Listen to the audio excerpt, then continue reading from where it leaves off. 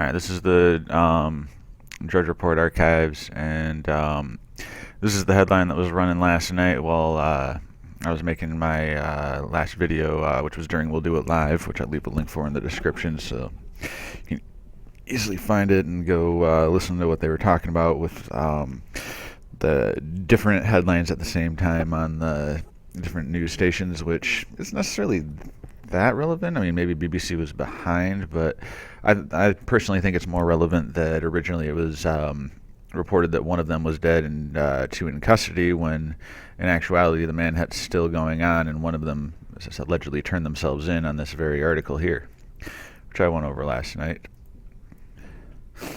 And confusion as French Hunt magazine attacks suspects. The youngest of the three suspects had surrendered to police. And as far as I can tell here, manhunt's still going on.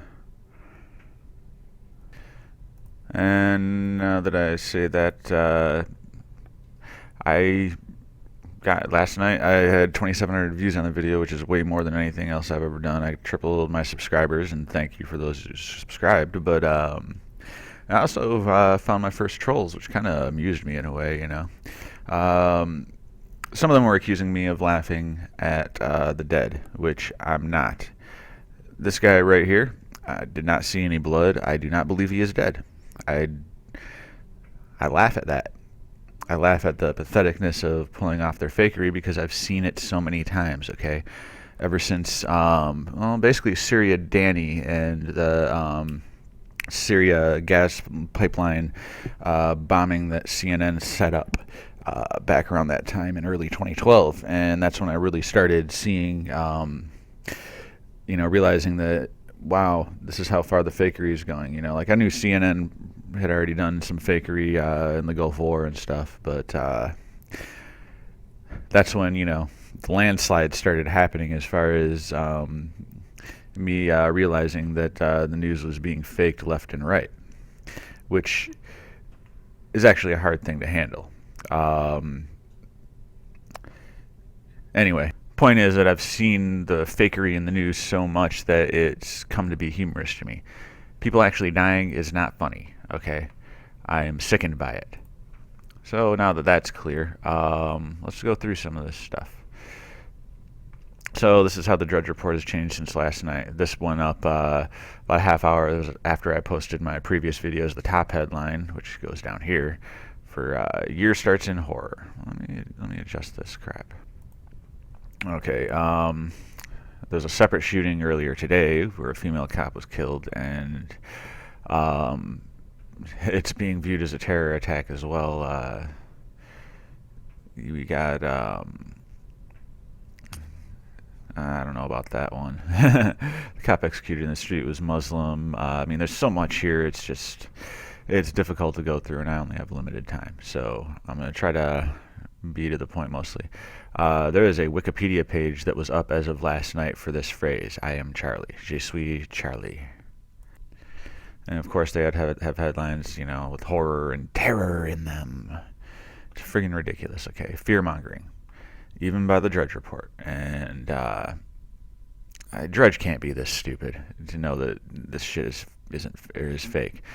As if he didn't look, you know, like as if he didn't see the picture afterwards where these two guys are over here and there's no blood coming out of this guy's head.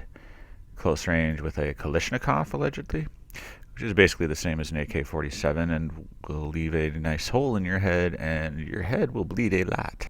Now, you want to learn more about this, I highly recommend going to that We'll Do It Live, especially if they got stuff showing on the screen there. They went over a lot, okay? And now this is further down on Wednesday, Wednesday the 7th, Drudge Report archives. I find this strange. Just after noon, 11 killed at Paris magazine.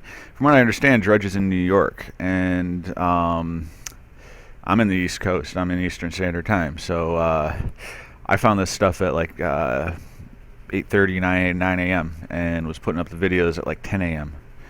Maybe 11 at the latest. And yet we got this big skippage from 3 a.m. to noon, which is kind of weird. Up to there's a 1 p.m.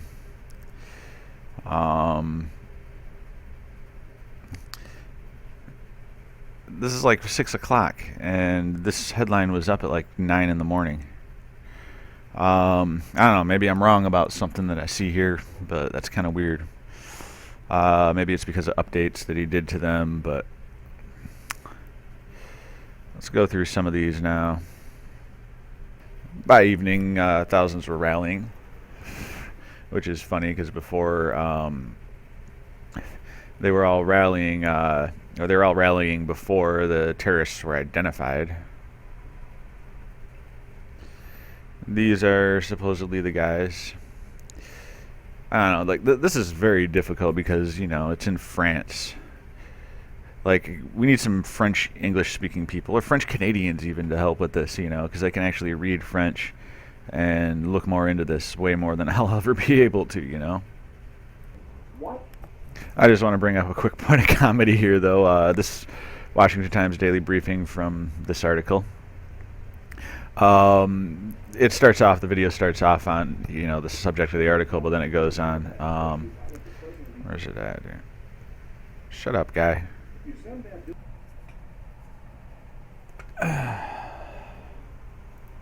In December, the Navy took its 5-foot-long ghost swimmer drone for a spin off the Virginia Beach coast. The drone weighs 100 pounds and mimics the movements of a shark. And one of the things that they tested out this year was a flying bullet. And bullets fly, that's what they do, but this one was particularly special because you would see in the video, they would shoot the rifle in this direction, and the bullet would dodge and weave and strike a target over here.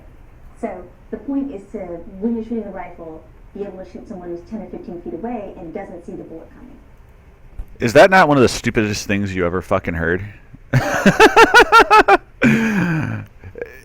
Even if you were 100,000 or 100 or 1,000 feet away, you would not be able to see the bullet coming because it moves so friggin' fast, as if you could from 10 or 15 feet.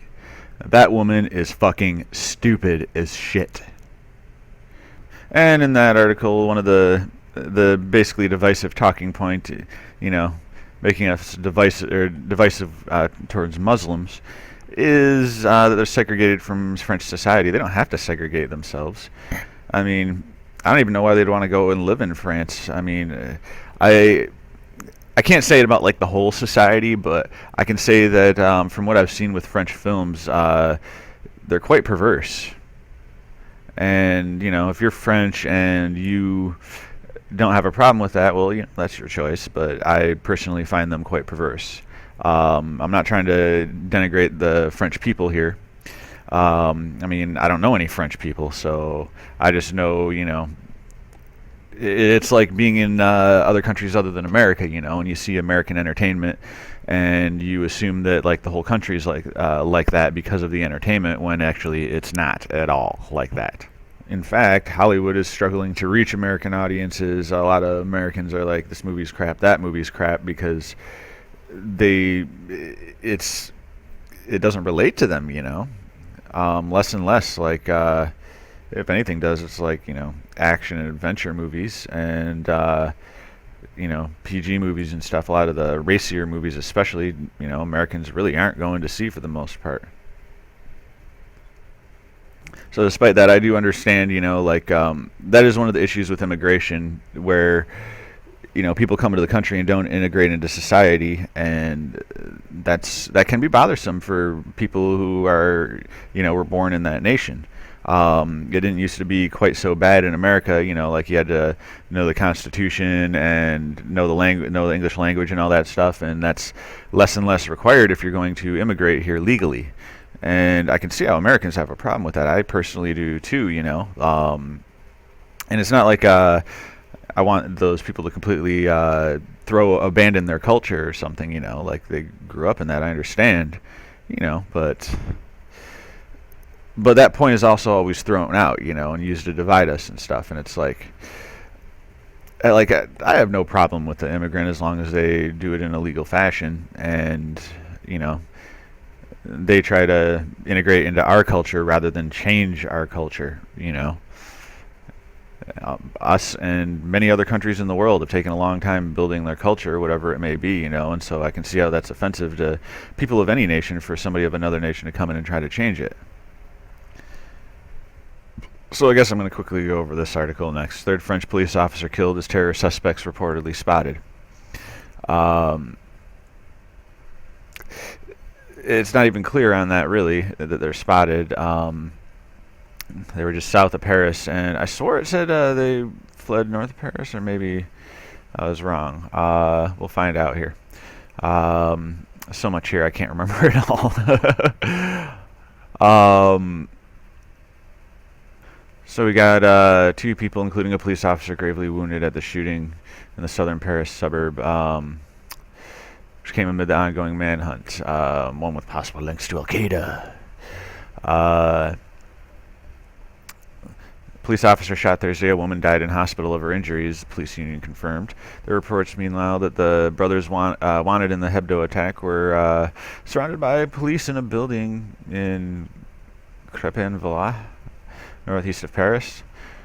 Earlier, they were reportedly spotted in a gray Renault Clio, a vehicle matching the description of one of the linked to the suspects on Wednesday in northern France. Okay, well, they said that this was in the southern area. Other reports suggested the 2 men were driving towards Paris from the northeast. So they can't get their story straight. Of course, they make it confusing once again. Because you make more and more confusing you make it, the less people want to look into it. All right? One of the reported sightings was by a gas station employee. And they said they came in and stole gas and other items before driving off, and said they were carrying weapons. There's another article over here. They're brandishing a rocket launcher. I think I already went over that. Let's see, 2 police officers were among the dead, and one of them, the one that I showed in my video from yesterday, was apparently a Muslim. He was pleading for his life when they shot the blank at him, or whatever it was. I saw some arguments on that point, and I didn't, I don't know. You'd think it would be a blank, since no blood was coming out of his head, and he clearly went down after that, what appeared to be a headshot. Some argued that they didn't even hit him with it, and that the bullet bounced off the pavement or something, and then there was something about the smoke, where that wasn't normal with a gun. I don't know.